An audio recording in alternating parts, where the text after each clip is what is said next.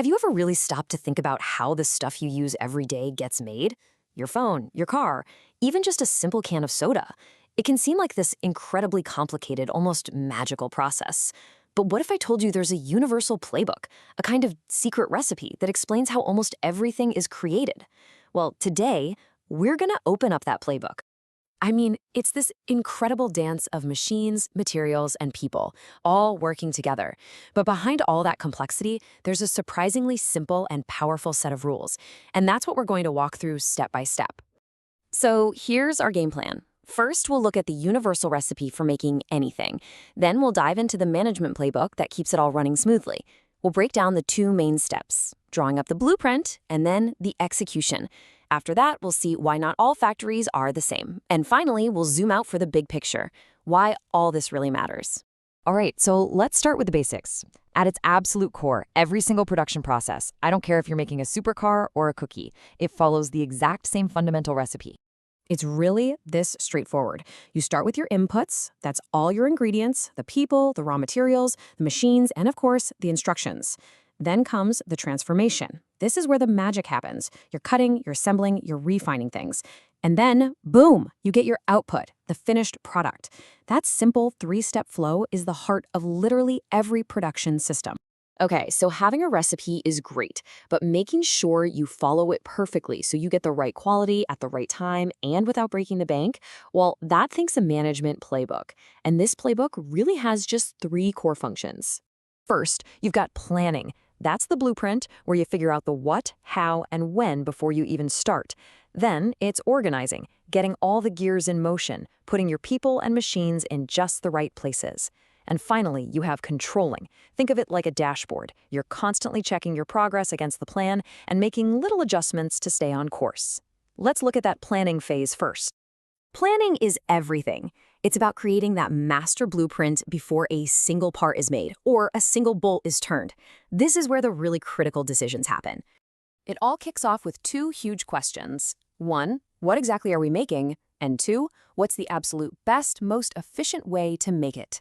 You get this part right, you set yourself up for success. Get it wrong, and, well, you're in for a tough time.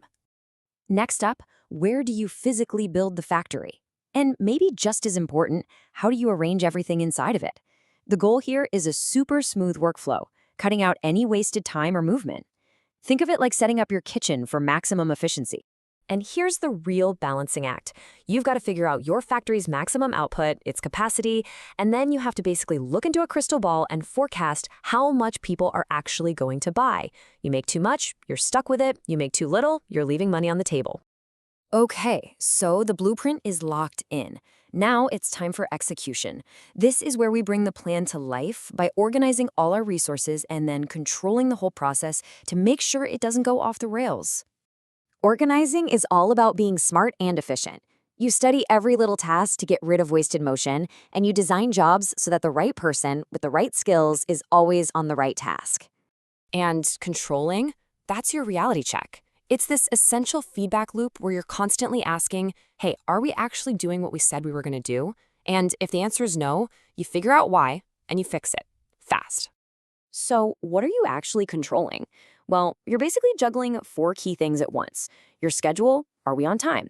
Your inventory, do we have the right amount of stuff on hand? Your quality, is the final product good enough? And your budget, are we spending what we plan to spend? It's like a four-legged stool. If any one of those legs is wobbly, the whole thing can fall apart. So we've got this universal playbook, but here's the thing, it's not one size fits all. Different products require different strategies, and the biggest choice a company has to make is between two major systems. And this slide really breaks down the core trade-off. On one side, you have intermittent production. Think high variety, low volume, perfect for custom orders. On the other side, you have continuous production, which is the exact opposite. Low variety, but massive volume. Think mass market goods. Let's look at some real-world examples.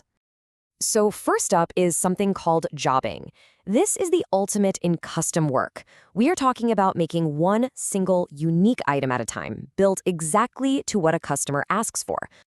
Think about a tailored suit that's made to fit you and only you, or a special repair on your car. That's classic jobbing. It's highly skilled, it's very low volume, and it's all about customization. Now, moving along the spectrum, we get batch production. You can think of this as the happy medium. You're not making things one by one, but you're not running the factory 24/7 on one product either. Instead, you make a specific amount, a batch, of one thing, and then you switch over and make a batch of something else. Pharmaceuticals are a perfect example. A factory might spend a week making a batch of, say, 100,000 aspirin tablets. Then, they'll clean and retool the machines and spend the next week making a batch of vitamins. It's the same idea for things like ready-made clothes or even your favorite craft beer. And now we cross the line over to the other side, continuous systems. And we have to start with the one that literally changed the world, mass production. Here, the entire goal is to pump out an enormous quantity of identical products as fast and as cheap as you possibly can. Your car is the textbook example, right? Henry Ford perfected this. But you can also think about oil refineries or chemical plants. In these cases, the product is just this continuous flow of material. With all of these, the variety is super low, but the volume is absolutely massive. The assembly line or the pipeline just keeps on running. So we've looked at the basic recipe, the management playbook, and all the different strategies. But let's zoom out for a second. Why does getting all of this right matter so much? You know, it all really boils down to this. This entire system, from the initial plan to making things efficiently to controlling quality and cost, it's all designed to do two things, and two things only. One, achieve customer satisfaction, making you happy. And two, achieve organizational growth, helping the company succeed. It is the engine that drives our entire modern economy. So there you have it, the production playbook in a nutshell. And here's a little challenge for you. The next time you pick up your favorite product, take a second and really look at it. What story is it telling you? Is it a one-of-a-kind custom job? Was it meaning a batch with thousands just like it? Or did it roll off a gigantic, non-stop assembly line? Because now that you know the rules of the game, you'll start to see the world in a completely new way. Thanks for tuning in.